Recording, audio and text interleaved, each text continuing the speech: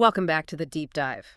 This is where we sift through all that complex research, the articles, the financials, the projections, basically. We pull out the insights you really need. Hmm. And today, we're tackling, well, a pretty huge question about market dynamics. Think of it like this. When a rocket ship stock meets a planet-sized company, who actually wins in the long run? That's a great way to put it.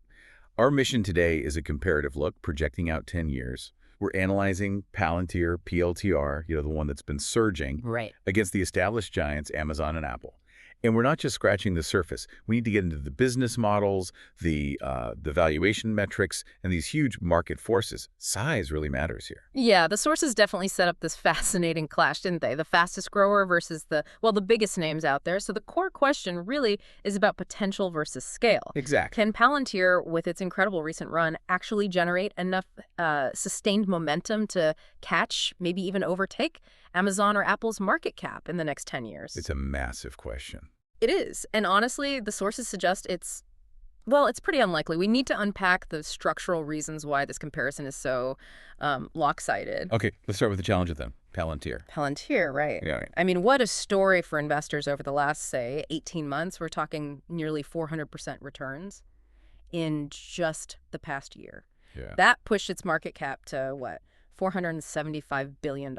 That's just pure momentum. It absolutely is momentum. But, and this is crucial, the sources immediately flag a major caveat. It kind of defines the whole discussion, actually. Okay. That incredible growth is happening within some pretty tight structural limits. Palantir mainly plays in the B2B and B2G space, business to business, business to government. It serves a highly niche segment, as the sources put it. A niche segment. So what does that actually mean for the long term, like 10 years out? It means their world involves high-friction sales, think complicated custom contracts, Yeah. long sales cycles, and fundamentally a limited total addressable market, the TAM. Their clients, they're high-value governments, big corporations. But the potential list, it's in the thousands globally, not billions like consumers. Okay, so that structural limit, Right. it sounds like it's already baked into the price. The sources mention the valuation being maybe a bit tough to swallow. Oh, absolutely. That's maybe the most striking part of the analysis. It's fascinating how the market seems to be pricing in like decades of perfect execution already. How so? Palantir is currently trading at what the sources call an outrageously high valuation, 147 times its trailing 12-month sales. Whoa, okay. 147 times sales. Let's just quickly break that down for everyone. The price to sales ratio, PS, it basically asks, for every dollar of revenue Palantir made last year, how much is the market valuing that dollar right now? Precisely. And the answer is $147. $147. Now, just for context, it's kind of stunning. Look at the titans. Amazon and Apple, profitable, diversified. Right. They traded at PS multiples around, 2.5 times for Amazon, maybe 5 times for Apple, somewhere in that range. So orders of magnitude different. Exactly. Palantir's 147x is basically the market saying, we expect maybe 30, 40, 50 years of absolutely explosive, perfect growth to justify this price today. That number really puts the challenge into perspective. So let's connect that extreme valuation to the actual goal. The sources calculated that just to reach Amazon's current market cap, Palantir needs another 400% gain in value, which, is huge growth in itself. It is huge. But here's the kicker. That growth has to happen while the company itself matures. And markets, they have gravity. Meaning the sources are pretty clear that this valuation multiple, this 147x number, it's likely going to face multiple contraction over the next decade. Oh, okay. As Palantir gets bigger, its growth rate naturally slows down from that initial crazy surge. And when that happens, the PS ratio tends to fall back towards, something more average for the industry. So, okay, let me get this straight. Palantir needs to grow its value by another 400%. But at the same time, it's fighting this headwind where its price per dollar of revenue is probably going to shrink a lot. Wow. It's like trying to win a marathon, but you start way behind and you're wearing lead boots. That's a perfect analogy. The math. Yeah. It just doesn't really add up, not unless there's some kind of massive fundamental shift in their business model, something that takes them out of that niche. Okay, but hang on. If Palantir's software is truly that revolutionary, like its supporters claim, couldn't they pivot? Couldn't they take that B2B data expertise and attack a huge adjacent market, say global finance or healthcare data infrastructure, turn those thousands of clients into millions or even billions of users. Isn't that how disruption sometimes works? That's the million-dollar question, isn't it? And the sources debate it, definitely. But the general consensus seems to be that pivot is, well, it's extraordinarily difficult, Right. mainly because of the structural differences we're about to see with Amazon and Apple. Palantir's product isn't like an app you just download. It's bespoke. It needs massive integration effort.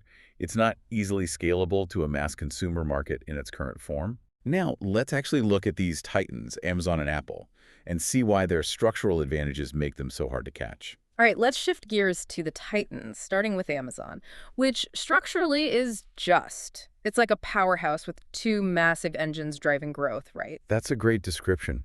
Amazon's strength, its resilience, really comes from having these two dominant engines in completely different, massive, and still growing sectors. It insulates them a bit from downturns in any one area. Okay, engine number one, e-commerce. The scale there is just mind-boggling. Even now, they control something like 40% of the entire U.S. e-commerce market. Roughly 40%, yeah. And what's incredible is they're still gaining market share. They just keep making delivery faster, easier, more accessible. How are they doing that specifically? Well, they're making very tangible strategic moves to expand their physical and logistical network. This creates huge barriers for anyone trying to compete. The source has pointed out a couple of recent examples. First, expanding same-day or next-day delivery into more rural areas. They boosted the number of communities served by 60% in just the last 4 months. Wow, 60% in 4 months. Yeah, that kind of logistical saturation, it expands their market and just makes people even more reliant on them. Second, groceries. They're pushing same-day grocery delivery. It's in over 1,000 cities now, and the plan is apparently to hit 2,300 by the end of this year. These aren't small tweaks. These are huge infrastructure investments. Exactly. They guarantee future sales growth and really deepen that consumer lock-in to the whole Amazon ecosystem. Okay, but here's where, for me, it gets really compelling for Amazon's future value. The second engine, Amazon Web Services, AWS, the cloud computing giant. The behemoth, yeah. This is basically the heart of Amazon's AI play, isn't it? And the data showed AWS sales growth actually accelerated recently. Well, it did. Over 20% growth in the third quarter. That's the highest growth rate they posted in 11 quarters, almost 3 years. So that signals, what, renewed momentum, probably driven by all the AI demand? Absolutely. It's a huge signal. And if you connect that to the bigger picture, it really shows why Amazon has such profound future revenue certainty. CEO Andy Jassy mentioned it, a massive $200 billion backlog for AWS. $200 billion in backlog. Just remind us what backlog means here. It's not just potential deals.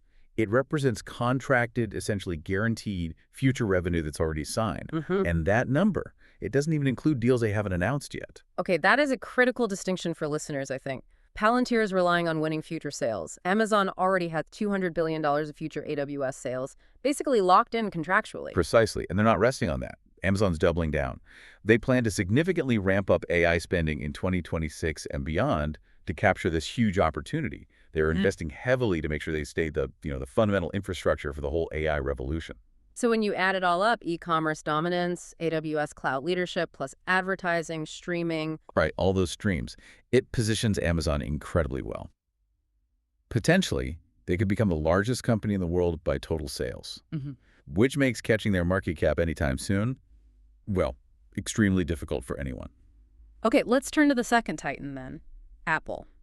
If Amazon is about sheer scale and logistics, Apple feels different. It's more about this incredibly deep global ecosystem lock-in, right? They're kind of the ultimate user favorite. But that's exactly it. It's about seamless integration, user experience above all else. And the bedrock, the foundation of that strength is still the iPhone. Still the iPhone. Yeah. Okay. It accounts for more than half of all smartphones just in the US. That dominance creates this really predictable constant demand cycle. The loyalty is, well, it's almost legendary. Yeah, people line up for new iPhones. You do. Management keeps reporting strong, constant demand for the latest models, like the upcoming iPhone 17 line. It suggests loyal customers upgrade almost regardless of wider economic conditions. And the real genius, which the sources definitely highlighted, is that the ecosystem makes sure people don't just buy one thing once you have an iPhone. You're exponentially more likely to buy the whole family, right? The Mac, the iPad, AirPods, the Apple Watch. Exactly. It's this self-feeding loop. Great design, high quality keeps people happy, and their spending stays inside Apple's walled garden. And Apple's been incredibly smart about using that huge, loyal customer base to grow revenue beyond just selling devices. That's key. They've successfully built up this high-margin subscription business. Right. Services like streaming, fitness, iCloud storage. All of that. Transitioning to that recurring, high-margin service revenue, it adds massive stability to their valuation. Okay, speaking of valuation stability, AI. It's the big question everywhere. Amazon's clearly all in with AWS infrastructure. Apple, though, they seem to be taking a more measured approach, rolling out their AI features more slowly. Is that a risk? Could they fall behind over the next decade? It's a fair question. But the sources seem to suggest the market actually respects Apple's methodical style. Their strategy is often about waiting until the technology is perfectly polished and integrated into the user experience. Rather than rushing out something half-baked. Exactly. And critically, it seems customers are already pretty satisfied with the AI features they do have within iOS. Apple's strength isn't always about being first to market. It's often about being the best integrated, the most polished. So wrapping up Apple's long-term view. Well, it's just incredibly hard to bet against them, isn't it? They have this unparalleled, sticky customer base. Yeah. The devices might change form. Maybe the iPhone evolves into some kind of AR glasses or something. Who knows? Right. But the sources generally predict Apple will likely be leading the charge in whatever the next big consumer tech category is. That pretty much guarantees they'll remain one of the world's largest stocks for the next 10 years at least. Okay, so let's synthesize all this. We've looked at Palantir, Amazon, Apple. What's the core takeaway here for someone trying to understand these market dynamics? I think it brings us right back to that structural reality we started with. Palantir's growth, undeniable, very impressive. But that niche focus, combined with that extreme LUM47X valuation, it just makes it mathematically and structurally very, very unlikely that they can actually surpass the market caps of giants like Amazon and Apple within a decade. So the key difference is resilience, market size. Both. It's about structural resilience and the sheer size of the total addressable market. Amazon and Apple, they serve billions of consumers, or they power the entire global cloud. Right. That massive base, those diverse revenue streams, it gives them a kind of resilience that a specialized B2B or B2G provider, however good, just doesn't have in its current state. Yeah. Palantir is growing fast, sure, but it's fundamentally playing in a much smaller pond compared to the ocean these titans dominate. That's a really clear insight. Growth rate alone isn't the whole story. The size of the playing field is critical. Which leads us to maybe a final thought, a question for you, the listener, to really mull over, especially if you're thinking about how disruptors go from being exciting growth stocks to true generational mega-cap companies. Okay.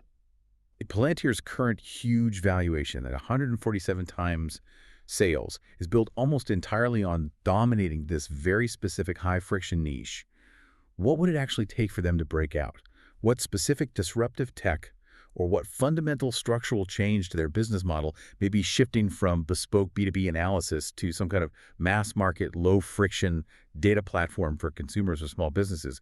What would be absolutely required to make that leap from niche player to, say, a trillion-dollar giant? That is the core challenge, isn't it? How do you cross that chasm from niche dominance to genuine world domination, and what does that kind of pivot actually cost?